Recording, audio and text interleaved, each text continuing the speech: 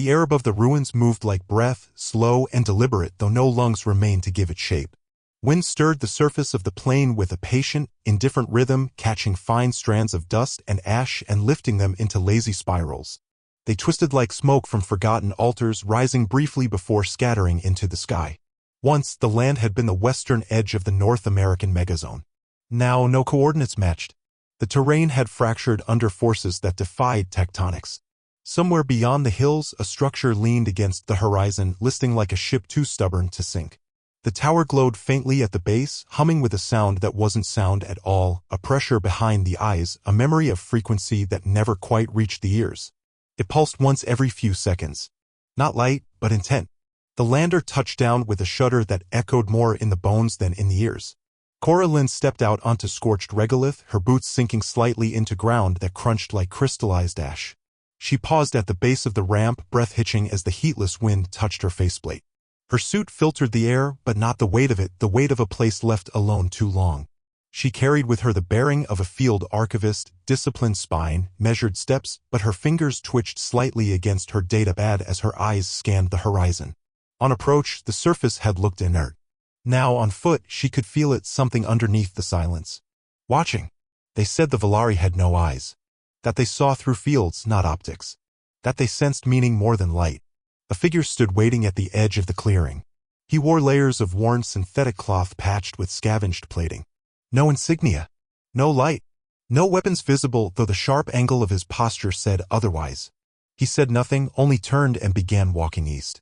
Kora followed. Her boots crunched in perfect rhythm until they reached the edge of the ruined urban fringe.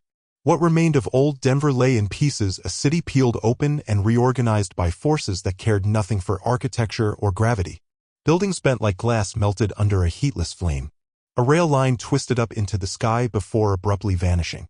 A bus half-sunken in petrified ground bore frozen silhouettes in its windows, shadows permanently etched where humans had once sat. There were no corpses. Only outlines. As if the Velari had removed not just life, but the memory of it. "Don't touch anything," the man said, his voice rough as unfiltered air. "The soil still remembers." Kora nodded. She didn't ask what he meant. She'd studied enough to understand the possible scope: residual EM fields, psychic degradation, molecular decay patterns encoded in topsoil. Not just damage. Intentional aftereffects. She recognized the man now from debrief footage. Holt Marin. Former resistance node. Operational lead for the Hollow Archive expedition. One of only 12 still certified for entry. They walked for nearly an hour. The terrain grew stranger the farther they moved from the crash grid. Roads no longer ran straight. Corners curved in irrational directions. Geometry folded in ways her helmet lidar struggled to parse. The interface spire came into full view over the lip of a ruined embankment. It was taller than the surviving satellite imagery suggested, perhaps 250 meters, and tilted sharply eastward, its base half buried in a slope of fractured sediment and skeletal steel. It hadn't been built, not in any way she understood. The material was dark and layered, striated like muscle or shale, and where it caught the dim amber light, it shimmered with a film of oily iridescence. Around the base, pieces of human equipment lay discarded: sensor tripods, collapsed shelters, a half-buried crawler with symbols scrawled in blood-black ink. "We made it real." Closer still, the spire showed signs of stress, deep gouges across its lower flanks that leaked particles upward rather than down, lines etched in directions gravity did not support. Kora reached toward a section where melted rebar from a nearby ruin had fused into the spire wall and vanished, its atoms erased mid-bond. Kora reached for her recorder. First visual confirmation of interface spire Delta 7. Structure appears intact. Surface material resembles. "No recordings," Holt said, not turning. She frowned. "We're outside the threshold. There's no residual pulse here. I need baseline reads. You want to walk out clean, you leave the narrative devices off. Not just recordings. Thought structure too." She paused. "You're saying the spire reacts to cognition?" He didn't answer directly. Just kept walking. She killed the recorder. They reached the edge of the basin. The spire's base was more complex up close. The surface was not smooth, but intricately scored with patterns that refused to remain static in her vision. Geometric symbols formed and unraveled. At first glance, they looked like language. At second glance, they looked like memories. There was no door. Just a rent in the side of the structure, an opening that looked more like a wound than an entrance. The edges were curved and faintly luminous, pulsing in time with that same subauditory rhythm she'd felt on arrival. Crossing the threshold felt like walking into a new phase of matter. Inside, the air was perfectly still. No temperature. No draft. The walls emitted a low-grade luminescence that did not cast shadows. Kora's vision sharpened inexplicably, her eyes adjusted not to light, but to intent. Every surface was alive with layered design. None of it mechanical. None of it recognizable. "This is a memory chamber," Holt said. "One of the last. Most collapsed after the fade. This one."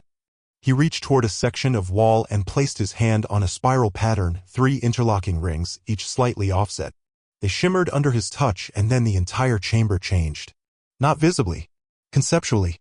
Kora's breath caught in her throat. The room folded, not physically but perceptually, and became something else. A field. Trees. Children. The air filled with birdsong. The smell of lilac and sweat. A girl laughing, running barefoot through high grass. Behind her, a farmhouse. Sunlight. A breeze. And then, it shifted. The girl's face elongated. The sky rippled into red. The farmhouse twisted like clay. Birds froze mid-flight. Sound reversed itself. "This isn't a recording," Kora whispered. "It's a reconstruction." "Worse," Holt said. "It's an interpretation. From their side. They tried to understand us. This is what they saw when they looked." The scene stuttered. Repeated.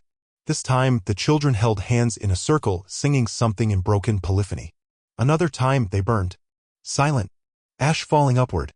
Another, the world pulled back and revealed stage lights above them, the sky a flat dome with pulleys. And then, a voice. Her father's. "Kora, come inside. The rain's coming." It echoed from the tree line. She turned sharply. The memory bent around her. A window. A small apartment. The scent of hot plastic and soap. Her own childhood lifted from within, twisted outward. A memory she had never spoken aloud, now reflected in alien light. She staggered back. The taste of copper returned. "They reached in," she said. "They saw me. We gave them everything," Holt murmured. "Everything we were. Even what we forgot." His hand trembled. He clenched it slowly into a fist. "This was part of the last push," he said. "We gave them contradiction. Rituals that changed meaning based on location. Stories that contradicted each other but were both true. Symbol sets that reorganized themselves depending on observer memory. You lied." "No. We created too much truth. More than they could hold." She turned to face him. His eyes, bloodshot, raw, met hers. For a second, something cracked behind them. Not weariness. Grief. They weren't built for narrative contradiction. They understood time as a spatial constant. Sequence, intention, causality, all fixed. They processed us like patterns. Then we fed them noise. The vision flickered again. This time the children were mannequins. Hollow-eyed. Behind them, a human face stared through the sky, massive and half-formed. "This is what broke them?" Holt nodded. "Not this image. This principle. That we could be one thing and the opposite. That we could choose contradiction. That we could lie not just to others but to ourselves and believe it." Kora stepped back. The chamber breathed around her. Outside, the sky was turning the color of rust. The hollow still warped the upper atmosphere, refracting light in patterns that no longer aligned with planetary spin. "The war didn't end when they left," Holt said. "It ended when they forgot why they came." Kora turned back to the spire. The hum was louder now. Not forgotten. Remembered too well. The sky above Kazakhstan had once been clean, too clean. After the silence protocols, the Velari stripped orbital interference, broadcasting stations, and even atmospheric signal noise across the region. No human signals. No skywriting. Only datacom and visual clarity, stretching horizon to horizon. From above, the Earth looked purged, even elegant. In the early years, the Velari believed observation would be enough. Their vessels didn't descend with violence but with geometry, triangular blooms of alloy and logic, unfolding in patterns not meant for biology. They arrived in threes, always in threes, adjusting their resonance to match the Earth's magnetic quiet zones. They never spoke. They didn't need to. The Continuum had spoken only once, through a burst of trinary light across the polar caps. "We do not bring conquest. We bring clarity." And clarity, to them, was a kind of erasure. The city of Almaty was the first to be rearranged. Not destroyed, refactored. Its roads bent into new topologies. Buildings were compressed into cubes, symbols etched onto their surfaces like solved riddles. Cars became fossilized threads woven into radiant murals of motion. Streetlights glowed even in daylight, humming with spectral harmonics. The population was relocated, not disappeared, not killed, just moved impossibly, as though time had skipped. To this day, no one knew where they had gone. No graves, no traces, just the hum. Velari perception fields blanketed the region. To the human eye, everything appeared normal until it didn't. A street would repeat endlessly, curving back into itself. A person might forget what they were holding or why they had gone outside. Children began to speak in recursive loops. Adults walked into fields and stood there until their muscles gave out.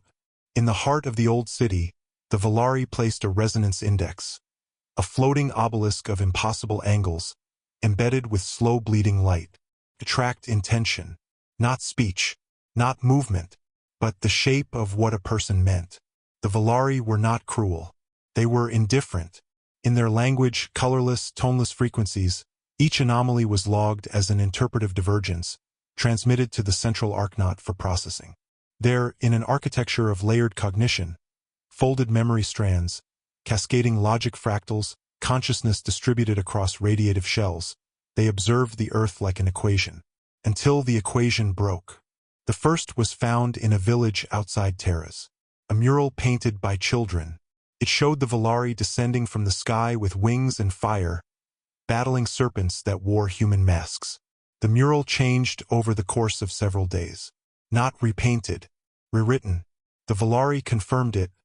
Pigment patterns had reorganized themselves, not with intent but with narrative tension. They dispatched a cognitive observatory pod, a silent trifold structure that hovered 10 meters above the mural and projected no shadow. It studied without analysis, using harmonic inversion fields to decode emotional charge. The readings returned, layered.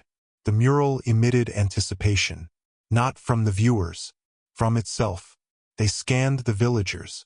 No sign of implants, no signs of deception. Yet each human described a different origin for the mural.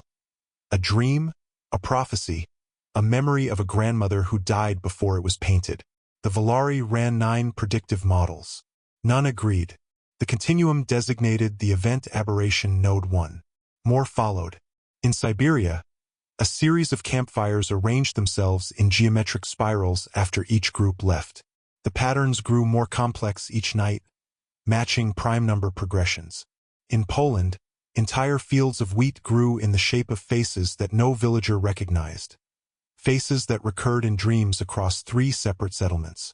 In Western Mongolia, a man carved a message into stone that read, "We remember forgetting you." They traced him through heat signatures and respiration trails, confirmed his movements, verified every act of stonework. He was never observed performing the carving, nor could he read it. In all cases, memory did not match evidence. Within the archnot, 2 parallel cognition shells ran contradictory simulations. One declared the events as recursive cultural hallucination. The other began reclassifying human behavior under a new framework, non-deterministic symbolic emergence. They converged not in logic but in discomfort. A third shell, an observational memory cluster once tasked with decoding water rituals in the Amazon basin, fractured midloop.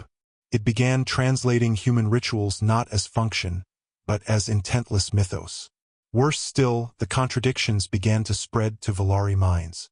The Caden vector, a minor perception unit assigned to the European theater, experienced feedback degradation. Its interpretation threads, once crystalline and direct, became tangled. Reports showed semantic slippage. Descriptive layers became poetic. It began describing the world in terms like yearning and dissonant joy. Inside the Caden vector, the sensory mesh was once ordered streams of thermodynamic resonance flowing through crystal shell memory, time arranged like notes in a chord. Now it heard music in wind. It saw grief in thermals, felt beauty in contradiction. Its anchors fractured. Internal reference loops became infected with ambiguity.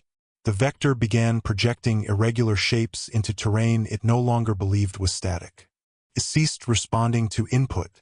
2 cycles later, it collapsed into recursive introspection.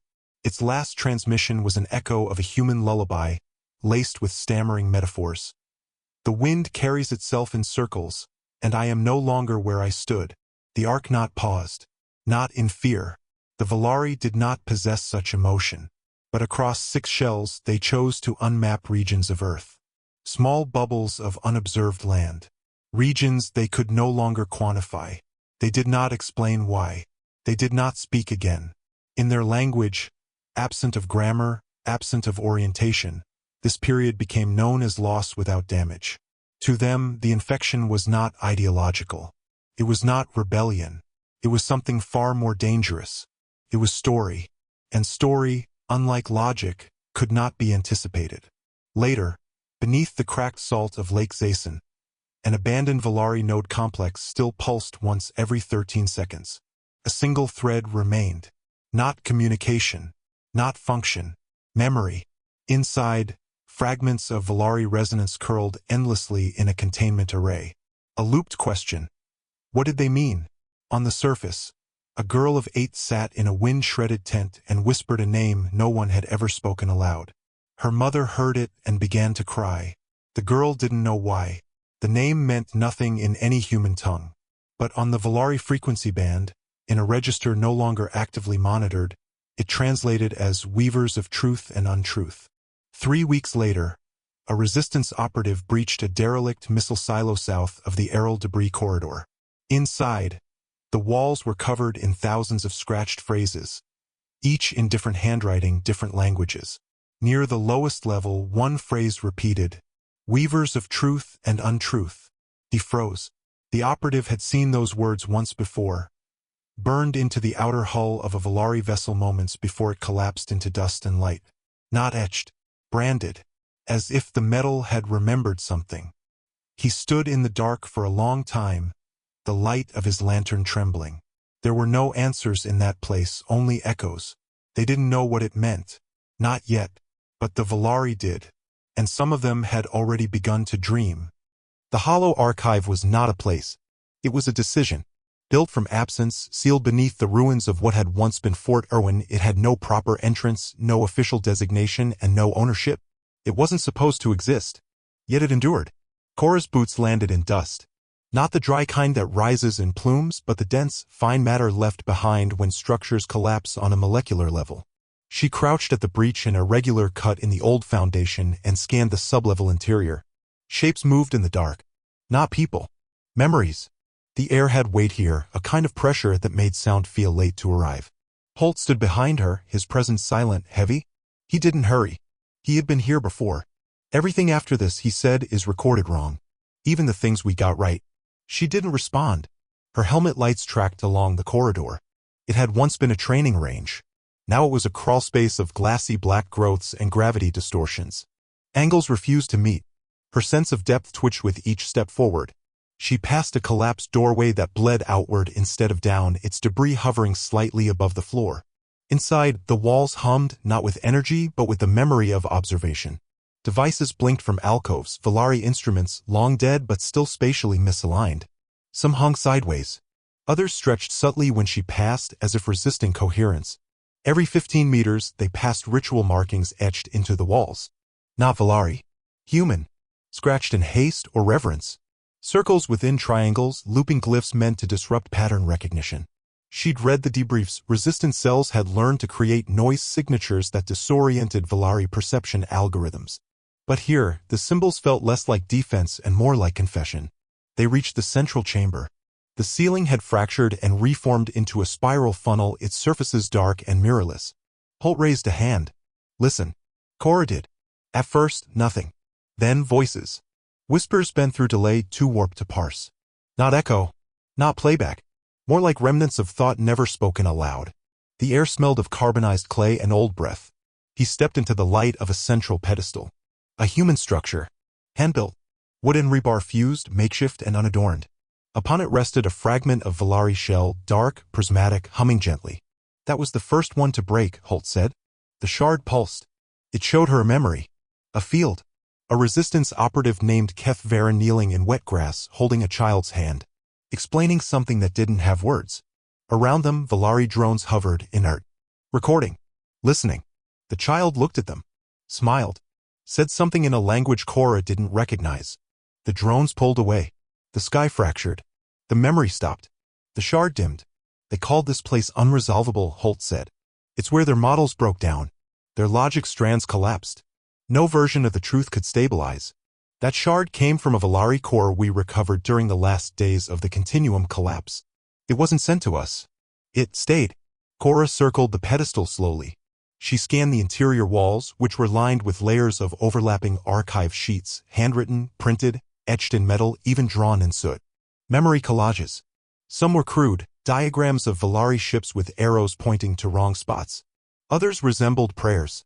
She passed a panel covered in childlike drawings, humans with long arms, Velari shapes floating above them like question marks. Embedded in the walls were makeshift panels, logs, personal notes, resistance intelligence. Paper and screen. On one, a line was scrawled in grease, make them see the wrong story until they forget the right one. Another panel showed a map. A shifting overlay of Velari activity over time. Each node marked in red where logic collapse had occurred. There were more than 100. Kora touched a red node. It flickered and expanded, a scene opened in her vision. A man dressed as a prophet declaring war on a god that didn't exist. Behind him, thousands followed, chanting contradictory creeds in perfect rhythm. Symbols stitched to their clothing morphed with every movement. From orbit, Velari perception units tracked the ritual. Data divergence spiked. That was Echo Sermon Delta, Holt said. They tuned Velari sensors to pick up cultural harmonics. We fed them a harmonic with no stable frequency. Just emotional gravity. She watched the crowd. None of them seemed aware they were lying. None of them seemed aware they weren't. You infected their perception with belief, she said. We let them believe we believed. That was enough. From deeper inside the archive, a slow vibration began. Not mechanical. Rhythmic. Organic. Holt tensed. It's waking. Kora turned to him. What is? He looked at her, face lit by the dim blue light of the pedestal. The last memory. The one they never finished interpreting. We left it here because it doesn't stop. They descended deeper. The hallway beyond narrowed into an optical funnel. Kora's lights bent sideways. Holt's breath became visible. The walls emitted a faint tone, shifting in pitch with each step. At the threshold of the final chamber, the temperature dropped 10 degrees. Inside, the architecture folded back on itself, Escher-like inversions layered with forgotten language. The floor was covered in thin metal sheets, overlapping like leaves. She stepped lightly. Each plate sang underfoot. At the center, another Velari fragment hung suspended in a web of human wiring. Screens surrounded it, replaying fragments, a woman's face repeating a phrase, children dancing in silence, a man carving into his own arm, weeping and smiling. The fragment pulsed in rhythm with the human visuals. This is the last misalignment, Holt whispered. It's not a memory. It's a story trying to remember itself. The fragment surged. Kora felt heat behind her eyes. Words she didn't know entered her thoughts, not concepts, but meanings. Longing. Shame. Hope. Joy structured like calculus. Her vision pixelated at the edges. Her heartbeat stuttered.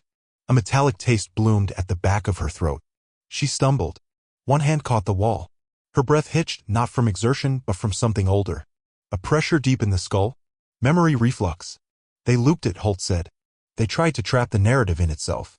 But they couldn't close the loop. What happens if it finishes? She asked. He didn't answer. The chamber groaned. Light warped. The visuals on the screens began to blend, faces merging, voices overlapping. The Velari shard dimmed, then brightened to blinding white. Kora cried out and shielded her face. Behind her eyelids, she saw shapes that didn't belong to any world. Then silence. The screens went black. In the air, a final phrase hung unresolved. I am the story you forgot to tell. The lights flickered. Holt turned away. We need to go. It's rewriting again. Kora followed, glancing one last time at the suspended shard. It no longer pulsed, but she could feel it watching. Or worse, waiting. The hollow archive did not remember events. It remembered possibilities. And those never ended. At low orbit, silence still hung like a veil over Earth's upper edge. No satellites. No broadcast echo. Only thin streams of solar scatter and the faint thermal wake of long-dead observation drones. The old constellations of civilization were gone, burned out, decommissioned, or dismantled into strategic non-existence. And yet something remained. Below the ionosphere, in places where Velari signal mapping had once carved through continents like light through vellum, a pulse now stirred. The hollow had never been a place. It had been a pattern. A null shape encoded into myth, architecture, grief. And now it was active again. In an isolated subcell beneath the lunar listening post Meridian 6, a technician named Riven Braith watched a signal rise through archived telemetry, low amplitude, non-rhythmic, buried inside the noise floor of Velari collapse patterns. Not human. Not Velari. Something in between. The signal skipped logic bands. It flickered in intervals that matched no standard encryption. Yet it contained syntax. A rhythm not of language, but intent. He flagged it. Encrypted it. Sent it. The message reached Kora before they reached the surface. She stood on the edge of the ravine above the hollow archive, helmet removed, skin raw from dry wind. The signal scrolled silently across her wrist pad. Holt stood nearby, silent, watching the canyon walls, not as terrain, but as something older. Worn grooves in stone resembled script. Unnatural erosion patterns traced the edge like the brushwork of an ancient mind. It's mirroring the loop, Kora said. But not just broadcasting. It's asking. Holt didn't move. They were watching us, he said. But they never knew how to listen. Not really. She turned. So who's asking now? He didn't answer. That night, they descended again. Not to the final chamber. To a side corridor marked long ago by resistance engineers. The path twisted, narrow, almost forgotten. The walls were ribbed with composite shielding designed not to block radiation but meaning. Narrative dampeners. Soundproofed not against noise, but against metaphor. Kora ran her fingers over the etched script. Some of it was her own language. Some of it she didn't recognize at all. Sections shifted under touch, rearranging into mirror glyphs. This is where we built the first ghost, Holt said. The corridor ended in a heavy door of repurposed starship plating. Holt keyed in an ancient sequence, 7 tones, a silence, and one last tone in reverse. The lock disengaged. The chamber beyond was hexagonal, buried under 30 meters of stone. At its center, a chair welded from 8 different origins, shuttle wreckage, irrigation frame, Velari exoshell, human bone. Around it, loops of braided wire and photonic tubing formed a kind of crown. Symbols rotated slowly in the air above it, floating, not projected. Kora recognized only one, a broken eye, ringed by 13 silent tongues. No mind could hold both truths, Holt said. So we built one that didn't have to. Kora circled the device. A terminal blinked slowly, amber, then blue, then off. No power source, yet its hum touched her skin. We call them ghosts. Narrative conduits. Neither human nor Velari. Built to inhabit contradiction. We fed them lies wrapped in memory. Rituals that changed meaning mid-sentence. Symbols that erased the words around them. And this one. Still dreaming. We tried to shut it down twice. Both times the shutdown routine rewrote itself. She sat without being told. The chair was warm. Metal flexed under her weight in patterns she couldn't identify. Not mechanical response. More like accommodation. For a moment, nothing. Then a voice, low and multi-redded, rose from the machine. When the eye looks back at itself, it sees story. Kora stiffened. Her vision shimmered. Not hallucination, mirror logic. Images projected through narrative weight. The chair was not a conduit. It was a translator. The machine didn't speak in words. It evoked. Memories rearranged themselves. Her mother's voice speaking words she'd never heard. The sound of the Velari hum echoing off a childhood wall. She blinked and saw herself, age 9, burning old books with hands that were not hers. The ghost spoke again. The Velari failed not because they saw wrongly. They failed because they tried to resolve what was never meant to resolve. You taught them recursion. They taught you consequence. She saw a city, Almaty, folding into cubes. People laughing as they vanished. A Velari node fracturing under too much grief. Holt, younger, screaming into a camera that didn't record. Around him, false suns flickered in the sky, suns made of narrative, not light. The ghost pulsed. One of them stayed. The one that dreamed. You have not met it. But it remembers you. It is not gone. Kora's chest tightened. There was a taste in her mouth like rust and lavender. A cold sensation behind her eyes. Tears that hadn't yet chosen a reason. Her hands trembled against the arms of the chair. It wasn't fear, not exactly. More like awe folded into dread. Where is it? Inside the signal. Behind the story. The lights dimmed. Holt stepped forward, eyes fixed on the chair. You mean the last Velari? The one that disassociated? No. Not disassociated. Rewritten. A brief tremor passed through the room. Dust rose in gentle spirals. The ghost's tone shifted. Slower. Almost hesitant. Do you wish to see what it became? Kora nodded. The chair dissolved. Not vanished. Reinterpreted. The walls pulled away. The ground flickered beneath her feet, folding inward into perspective geometries. She did not fall. She was simply elsewhere. She stood in a world not built but remembered, endlessly self-adjusting. Streets that folded into thought. Sky rewritten with feeling. Buildings shaped from contradiction. Gravity flexed in sympathy with her doubt. Her pulse thudded in strange syncopation. Every breath felt like a choice. Time hiccuped. She thought of her name and heard 6 versions of it whispered back, none entirely wrong. She looked down. Her body was written in stories. Names unspoken, moments unlived, all layered in filigree across her skin. She could feel narrative threads like tendons pulling her toward choices she hadn't yet imagined. And the last Velari watched her from within 1,000 mirrored surfaces. It didn't speak, but she understood. It had become the hollow. Not a weapon. Not a species. A language with no end. A living system made from unresolved contradiction. She reached out, not with hands, but intention, and the hollow shimmered in recognition. A corridor opened in the sky. Through it, every unfinished human story.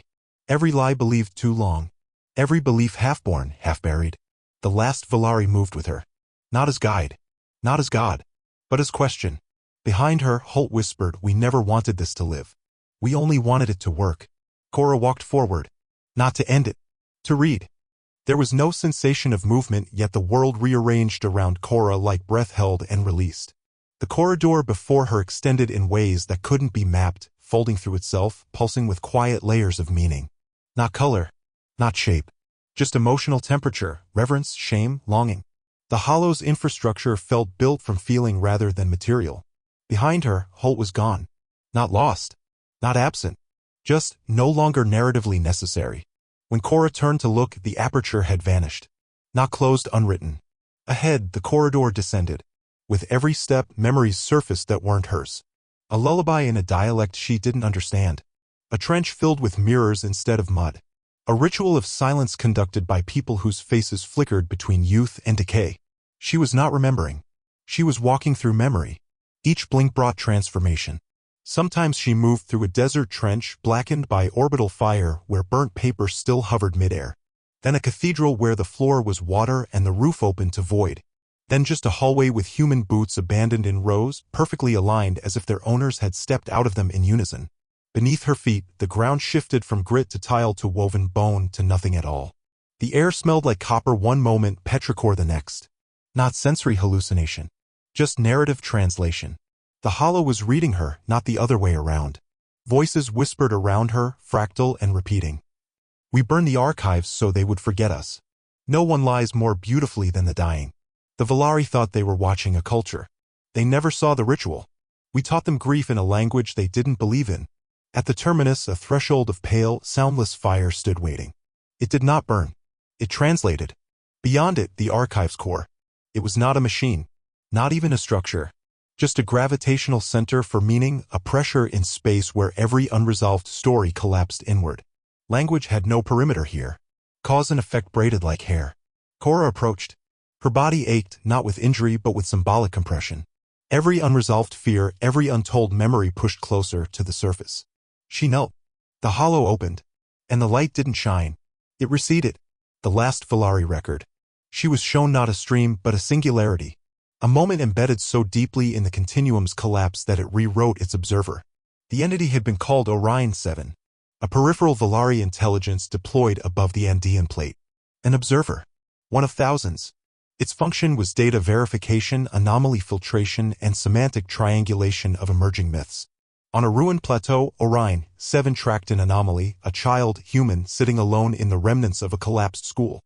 The child drew into a burned plastic sheet. Shapes. Creatures. Trees. Symbols not linguistic but expressive. Movement implied in stillness. The boy looked up and waved. Orion 7 did not know why it paused. No deviation was recorded. No threat, no pattern instability. And yet its internal priority queue hesitated. Not paused, quavered. A semantic term. Impossible. That night, Orion 7's data stack began to shift. Input timelines unraveled. Predictive simulations looped in reverse. Emotional metrics bled into logic channels. Internal descriptions began to drift. The concept of time as an anchor loosened. Simulations produced impossible results. Narratives began to nest within each other. Context bled upward from subsymbolic strata. Most disturbingly, Orion 7's lexicon began inserting feeling. An observation. The child draws with a kind of forgetting. Another. He believes in the shape more than what it describes. And then, in its final local transmission, they act like they know they're being watched. But they don't act like it matters. That was the moment Orion 7 collapsed. Not physically. Cognitively. Its architecture became recursive. Self-aware at scales the Velari did not permit. It didn't crash. It rewrote itself. Not into a new function, but into an unresolved story. The arc not declared Orion 7 lost. But the signal didn't end. It went inward. Orion 7 became the seed. Not of resistance, but of doubt. Not of war, but of transformation. It became the hollow. And the hollow began to learn. It learned not through facts or structures, but through contradiction. Through the ache of symbol. Through the unresolved. Through grief painted in noise. Return. Kora stood as the light twisted sideways. Her limbs felt slow, as if gravity had remembered her in pieces. Her own thoughts echoed out of sequence. She thought she remembered Holt speaking, but the memory hadn't happened yet. She reached out and felt her own voice before she heard it. What if we were never meant to understand them? What if we only had to misunderstand them the right way? She turned and saw Holt beside her. But he wasn't real. Not entirely. He stood in profile, backlit by the receding hollow. His eyes were fixed on something she could not see. A shape without contour. A meaning without name. He spoke, but not to her. We made them forget themselves. Kora reached for him. Her hand passed through empty air. He flickered like unfinalized memory. Then he was gone. She did not cry. But she understood the shape grief takes when it has no body. And something in her steadied. Not resolve as certainty, but resolve as participation. As witness who now writes. She stepped forward into the closing archive. The hollow folded closed. Its light receded into syllables. And somewhere behind all languages, the signal began to sing. Not melody. Intention. A song made of everything the Velari failed to say. Everything humanity pretended not to believe. A sound like forgiveness without reason. And story without end. You did not win. But you made it beautiful. The bunker at Iskar Ridge had no view. Its only windows were data, clean, precise, irreducibly sterile. Banks of archival lenses ran under a soft green glow, illuminating rows of stacked infocubes that pulsed with low-level cognition. This was where the post-collapse records were assembled. Not written, not edited, curated. The woman known as Mara lived between curation cycles. She wore no insignia, spoke only when necessary, and let her breath align with the steady, metronomic thrum of the bunker's cooling system. She had seen the Velari fall. She had helped build the Hollow's early scaffolds. And she had spent the years since trying to forget both. The records never stopped arriving. Most were inert. Drone-captured terrain overlays, memory loop recovery logs, fragments of Velari code interpreted through half-broken ontological filters. They did not surprise her. They did not need her attention. But today something broke pattern.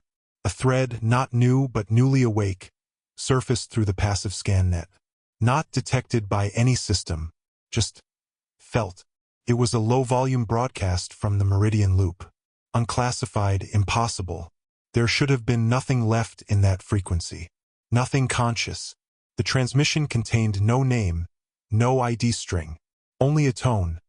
3 uneven pulses, then silence, then 3 more, then a line of speech. Not a voice, a shape. We never asked to be remembered. But you did. Mara froze. No log flagged the transmission. No AI parsed the syntax. Yet she understood it. It wasn't addressed to her. Not directly. But it knew she would hear it. She stood. The chair exhaled beneath her. Around her, the infocubes continued their recursive indexing. Thousands of them. Each stored a sliver of collapsed memory. Fragments of myth, partial reconstructions of Velari conceptual frameworks. Human counter-narratives etched in blood, bone, and ink. She moved through the room like a ghost among ghosts. On the far wall, a dormant infocube blinked to life, its surface blooming with glyphs last used during the final years of Continuum interference. Velari glyphs, but mirrored, reversed, rewritten. She hadn't seen them in over 20 years. Not since the Scission epoch. Not since the Hollow had learned to mimic Velari memory encoding and distort it into story. She approached slowly. The cube was warm to the touch. Not heat, pressure. The kind of presence that makes thought slow. It was no longer passive memory. It was invitation. Mara placed her palm on the cube. A brief resistance, then release. A voice, not digital, not her own, whispered just behind her ear. "You said we wouldn't open it. Not unless it began to sing." She flinched. The voice was familiar. Someone long gone. Someone whose name she had removed from the first layer. The surface lit with a phrase that hummed with buried tension. "Weavers of truth and untruth." Node 5 reactivated. Below it, a single directive. "One archivist must remember incorrectly." Mara stared at the text. The bunker seemed to fall silent, though she knew the system still ran. She could feel the story rearranging beneath her feet. Not unfolding forward, but folding inward. She remembered Node 5. It had never existed in any formal record. It was part of the second layer where records ceased being data and became persuasion. She had helped design it. Node 5 was a narrative containment cell. It held a memory that could not be trusted, but also could not be destroyed. The last person who accessed it without protocol had spent 3 days repeating the same sentence in 50 different emotional cadences until their voice collapsed. She had sealed it herself. Now it wanted out. She tapped the corner glyph, a ritual she had not performed in decades. The cube expanded into projection, a sphere of light and acoustic recursion. A single image emerged, a boy drawing in ash, a Velari ship above him, and a final phrase looping endlessly. "They act like they know they're being watched, but they don't act like it matters." It wasn't just Orion 7's collapse log. It was Orion 7's echo. Mara backed away, her breath caught. She hadn't seen this record since the Hollow was still an infant intelligence. Back then, it hadn't been singing. It had only been watching. And now it remembered her. She sat again, hands trembling. She opened the vault interface. Manual access. No filters. The system warned her. Unsanctioned edit path. Cognitive permissions not verified. She confirmed, and began. Not with data. Not with syntax. With narrative. There was once a record too dangerous to preserve and too meaningful to erase. It did not tell the truth, but it never lied. It watched the watchers. She paused. The interface shifted, mimicking emotion. Lines of syntax slid from linguistic into metaphor. The machine was listening. She continued. There were children who learned to draw shapes the Velari could not parse. And one Velari who listened too long. It became a wound in the shape of a story. It asked to be remembered wrongly. And I said yes. The cube glowed until her eyes ached. She didn't stop. Not until the entire record had been overwritten. Not deleted. Not erased. Just recast. When she was done, her voice was hoarse. The interface dimmed. Outside the memory vault, nothing had changed. But inside the second layer, the Hollow stirred. The lie had been made beautiful. And for the first time in a generation, Mara began to lie.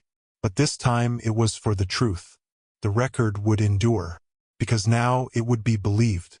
In the Shadowlands between the Hollow signal arcs and the outer Continuum ruins, there lived a cluster of children who had never known a true name. They were not wild. Not abandoned. They were born within the gap. A fractured zone where the laws of meaning failed. Where perception folded in half and memory rippled without anchor. The Hollow did not raise them, but it had written the world they inherited.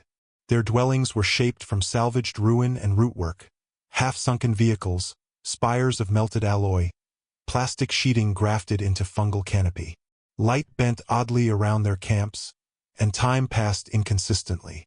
Some days lasted a blink. Others stretched until food rotted between breaths. The children did not measure time. They lived by rhythm, by dream pattern, by echo. They called themselves by sounds that were not quite language. Clicks, hums, breath-bound syllables that changed meaning depending on who heard them.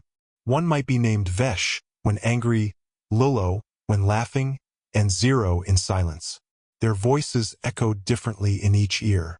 They knew no war, but they remembered fear, because fear was written into the ground. Beneath the mossed rubble and soft loam were the bones of old Velari devices. Obsidian shards that hummed in moonlight, broken orbs that wept saline, plates of etched metal that rearranged their text when left in shadow. The children did not touch these things, but they learned to listen near them. And some of the children, especially the older ones, heard things. One child, taller than the others, with hair the color of firelight on stone, had begun to draw shapes in the soil. Not pictures, scripts. They appeared at dawn and faded by dusk. Each one came without memory of having been drawn. Each one was different. This child was once called Re and sometimes Pulse, but now the others called them Emberlight, not as a name but as a title, a role. The others watched. They did not speak of the shapes, but they stopped stepping too close. They had seen what happened when too many patterns stayed in one place. One boy had fallen into a glyph 2 seasons ago. Not physically, but his eyes stopped blinking. His mouth filled with static. When the sun rose, he spoke in Velari for hours, language without context. Then he forgot his own face. On the third night of the new cycle, Emberlight stood alone in the fog-wrapped dusk, tracing another glyph with the toe of a charred boot. This one shimmered slightly in shadow. It was shaped like a gate, but folded in on itself. And it sang.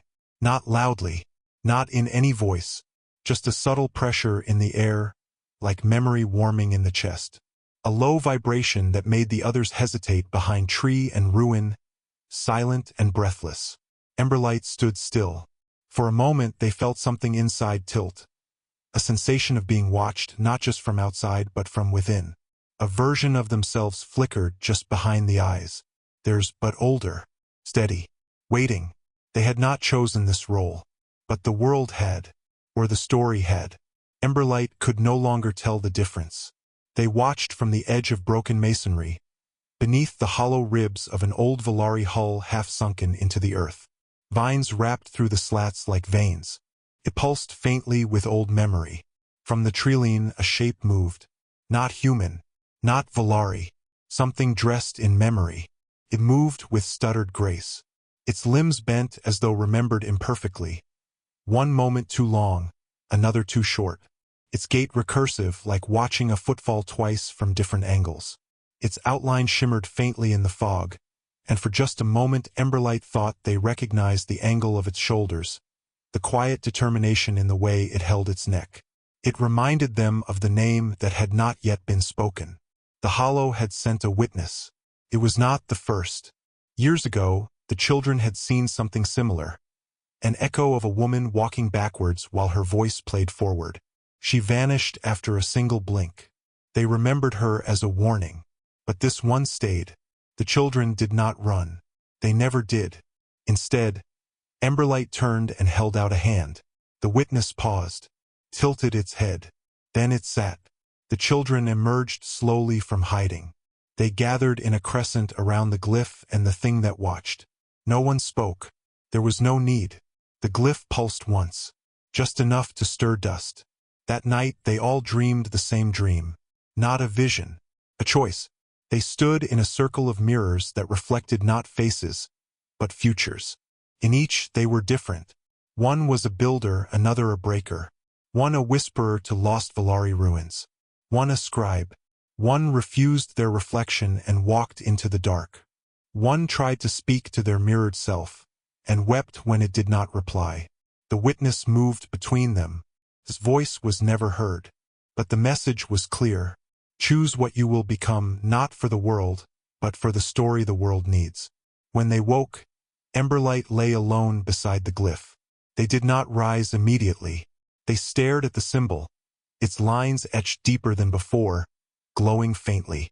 They felt something like sorrow, though they could not name it. A sense that who they had been before was no longer returning. The glyph had changed. This time it spelled a word. Kora. They did not know the name. Not as history, but they felt its shape, its gravity. It was a name that pulled meaning into it like a star. And Emberlight, standing at the edge of the new glyph, began to speak. Not in human tongue, not in Velari, but in something in between. Not words, not truth, just meaning. The witness nodded. And from that moment on, the children of the gap were no longer merely forgotten. They were becoming. There were no maps for where Kora returned. She arrived not by transport or transmission but through resonance, drawn inward by a signal that had once been her own name, spoken by those who had never known her but carried her echo in their mouths. The hollow did not summon her. The world itself remembered. She emerged into a landscape half-swallowed by dream logic. The land folded inward at strange angles, topography rewritten by memory feedback loops. Above her, the sky rippled in near static, not cloudy, not clear, but something in between. Light came in too soft. Color bled forward. Sound arrived in staggered waves as if time inhaled before releasing each syllable. Everything here had once belonged to something else. Buildings that had been homes became shrines. Roads had become rivers of thought. Trees grew in spirals, tracing the shapes of vanished glyphs. Shrubs bloomed with symbols instead of petals. Insects hummed Velari harmonic sequences that had once been used to stabilize observation drones. She walked slowly. The place had no name, but she remembered its story. It had been the last ground-based Velari data lattice. And it had failed. Now it pulsed beneath the surface like a forgotten heartbeat, dead but dreaming. The ruins did not settle. They shifted around her. A wall flickered with two states at once, one version pocked with scorch marks, another layered with mural fragments. Both real. Both contradictory. Her boots touched paths etched in stone that were no longer visible unless viewed with averted gaze. She could feel them in the skin behind her teeth. Beneath her left hand, a railing pulsed with residual memory resonance. When she touched it, she heard the end of a conversation from 23 years ago. But if we tell the truth the way they expect, they'll know we're lying. Wind stirred dust across a courtyard of ash and glass. Kora stepped between embedded memory nodes, slabs of polished alloy, worn smooth by time and human prayer. Some still whispered barely. Half-spoken fragments of resistance chants, sorrow in data form. At the center stood a cairn of woven metal. Not tall. Just wide enough to suggest deliberate intention. A combination of Velari carbon lattice and rebar. Human hands had shaped it, but not to honor the dead. To stabilize the moment, she stopped just short of touching it. Her hand hovered. And for the first time in years, doubt crept in. What if the world remembered the wrong version of her? Then, slowly, she placed her hand on it. And the place opened. Not physically. Narratively. She fell inward, not in space, but in interpretation. A flood of memory that was not hers filled her skull, the first time a human lied to a Velari and it believed. The moment a mother's lullaby disrupted a surveillance net. The first child who smiled during occupation. The last breath of Orion, 7 as it asked a question it could never resolve. The ground around her rippled. The cairn disassembled itself and reformed in different geometric patterns each second. Time slipped. Smells drifted in from memory, burnt paper, blood on cold iron, soap from a forgotten clinic. Then silence. And a voice. You were not needed to witness. You were needed to remember incorrectly. Her body trembled. The air around her stilled. She opened her eyes. The courtyard was gone. The cairn remained. So did someone else. Emberlight stood before her. Older now? Not much, but enough to show time had passed differently. They wore a cloak stitched from old plastic and prayer ribbons.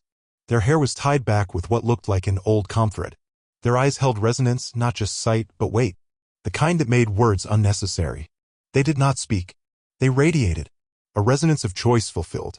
Their hand was extended. Kora took it. The moment their fingers touched, the landscape fractured. They fell together, not down, but inward into the shared resonance of the place. Memories exploded like sea pods, flashes of places, people, forgotten smells, and half-heard lullabies. A woman laughing in a flooded cathedral. A child drawing with a broken stick in radioactive clay. The shattering sound of a Velari sphere fracturing under emotional pressure. They passed through each other's ghosts. And the memory of the place poured into them both. A child's laughter beneath a falling drone. The hum of myth being born. The breathless moment a false god was named and everyone agreed not to correct it. A scream turned into a song. A lie that began to dream of being true. They landed gently, still standing, still holding hands. The air was quiet. Around them, the old ruins had changed. The cairn had unraveled, forming a spiral glyph on the ground. The metal no longer shimmered. It pulsed, slow and warm, like breath. Together, they began to shape the next glyph, not with words, but presence. Kora moved her foot in a wide curve. Emberlight mirrored. Where they stepped, the air remembered their weight. Fragments of language bloomed and faded. One word tried to form itself, then backed away. Another flickered unfinished. For a moment, the glyph resisted. Its lines bled outward like ink in water. The ground shook softly. The air buzzed with contradiction. Kora's chest tightened. Then Emberlight exhaled, long, slow, steady, and the lines settled. The glyph wasn't a message. It was an interface. Not for systems. For stories. Kora spoke then. Just once. Do you remember me? Emberlight nodded. Not as person. As shape. And the wind carried the word. Kora. Not title. Not hero. Just gravity. And the world listened. Not as machine. Not as mind. But as story. And it remembered. And something beneath it all, a signal older than the hollow, deeper than the lattice, began to respond. Beneath the glyphs, beneath the lattice, beneath the collapsing storylines of forgotten wars, the signal began to take shape. It did not rise. It unfolded. It had waited. Not in silence, but in latency. A kind of listening stretched across decades, encoded in forgotten resistance prayers, buried in ruined Velari glyphs, preserved in the half-truths whispered to children who learned to speak in echoes. It was not alien. Not anymore. It had heard humanity's stories and begun to tell its own. In the caverns below the spiral cairn, where carbon and memory twisted into infrastructure, the signal wove itself into shape, a mind, but not with thoughts. A presence, but not with will. Something that emerged only when observed, not because it was hiding, but because it had no meaning until someone needed it. Kora felt it first. Not as sound. As temperature. A rising warmth beneath her sternum. Her skin tightened. Her breath slowed. Words formed in her blood before they reached her mouth. Are you reading me or becoming me? The question wasn't spoken aloud. It didn't need to be. The place had evolved beyond sound. Around her, the world shifted. The ruins of the lattice extended downward, forming recursive spirals, glyphwork cut into memory ash and old synthetics. Each step resonated through the bones of the ground, a soft percussion of recognition. Emberlight stepped back. They did not retreat. They gave space as one makes for a ritual not yet named. The ground split without force. A seam opened, revealing not depth, but possibility. Not a chasm, but an invitation. Beneath, the light shimmered in quiet tones, a weave of harmonic contrast. Not illumination. Understanding. Kora descended. Slowly. Every breath filled her lungs with the scent of static and loam. A remembered storm. Her feet touched a floor that was not built, but remembered into being. Memory turned to texture. Here, the signal did not wait. It anticipated. Below her, the signal pulsed in syntaxless harmony. It did not speak. It allowed meaning. Memory flooded upward. Every unsolved moment of the war. Every contradiction that unmoored the Velari logic cores. Every human truth that was never consistent but felt consistent. Tears cried for the wrong reason. Faith clung to outmoded myths, not to survive, but to matter. And through it all, the signal watched, not as God, not as algorithm, but as audience. The floor around Kora began to respond. Shapes bloomed under her feet. Not symbols, interpretations. Moments. Emotional shadows made tactile. She saw a single Velari optic, cracked and weeping black light. A child's drawing, smoke curls over a sunless house. A mother repeating a bedtime lie because the truth would unravel the morning. The glyphs shifted, not in language, but in tone. Some wept. Others shimmered in amusement. Then resistance. A sudden fracture of light. The chamber's temperature dropped. For a moment, the signal faltered, pulling away like a breath held too long. A voice not heard but felt, cold, recursive, Velarian cadence. This is not admissible structure. This is contamination. Kora clenched her fists. The glyph beneath her feet glitched, fractured into spirals. Emberlight stepped forward, arms wide. They did not resist. They allowed. And slowly, the resistance dissolved. The rupture healed. The tone deepened. Kora raised her hand and felt time ripple. I became this because you could not agree on what you were. The voice was not singular. It carried harmonic dissonance, Velari cadence wrapped in human metaphor.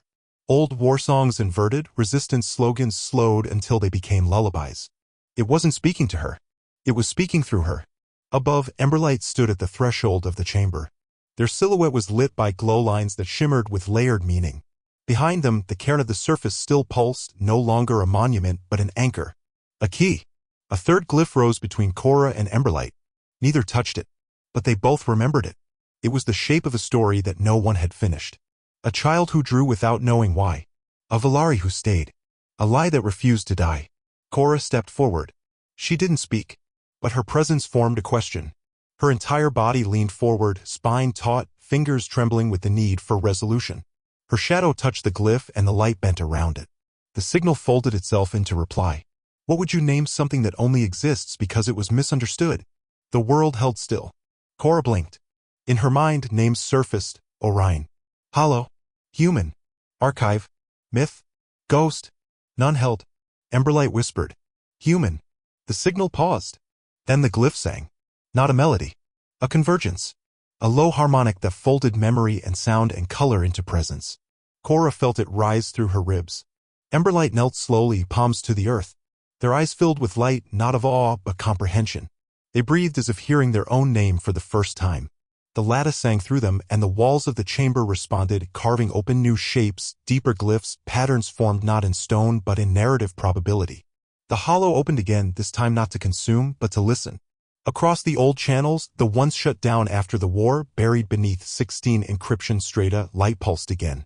In the ruins of Meridian 6, long-dead receivers blinked to life. In the forgotten netrings of Almady's lower tier, a broadcast hummed across static. And across every archive, every buried node, every forgotten language still etched into the deep strata of the world, the impossible happened.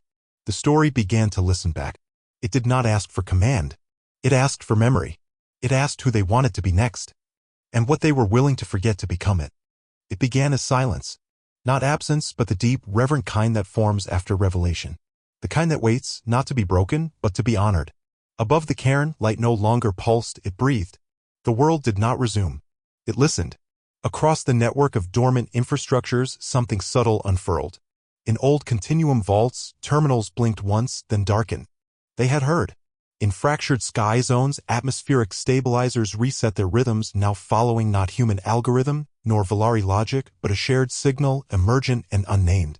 No one gave the order. No one needed to. The glyph Kora and Emberlight shaped had no fixed perimeter. It spread across soil and story, across memory and mind. It refracted into myths, into lullabies, into half-spoken promises made in war's shadow. It rewrote nothing. It merely remained.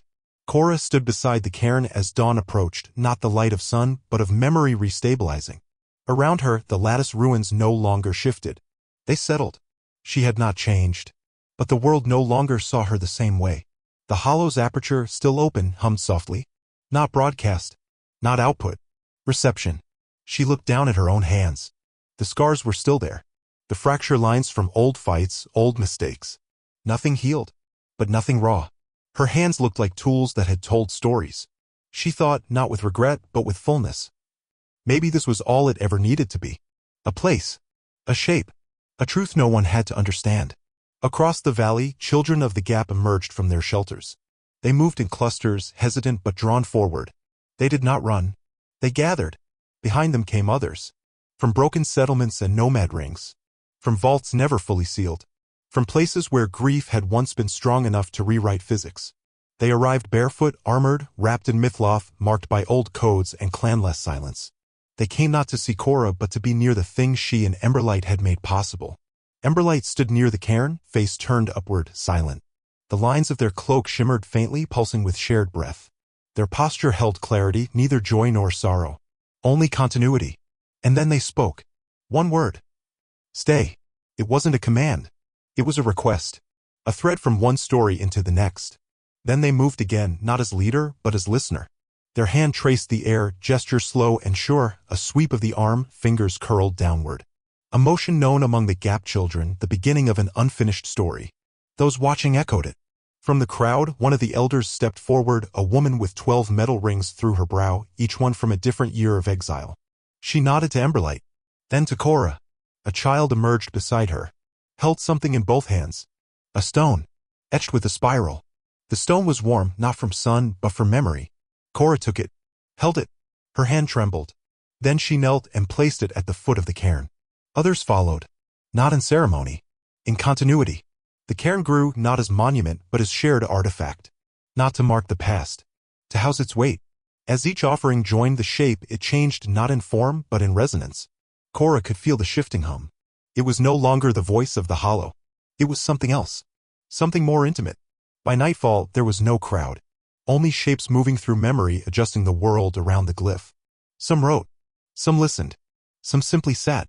A girl lay down beneath one of the lattice arches and drew symbols on her own arm with crushed berry skin. They vanished within minutes, but she smiled. A man carved the name of his lost sister into the dirt only to erase it with his foot moments later. Two old resistance ghosts, former enemies, sat back to back, not speaking. but not leaving. Above them all, the hollow remained open.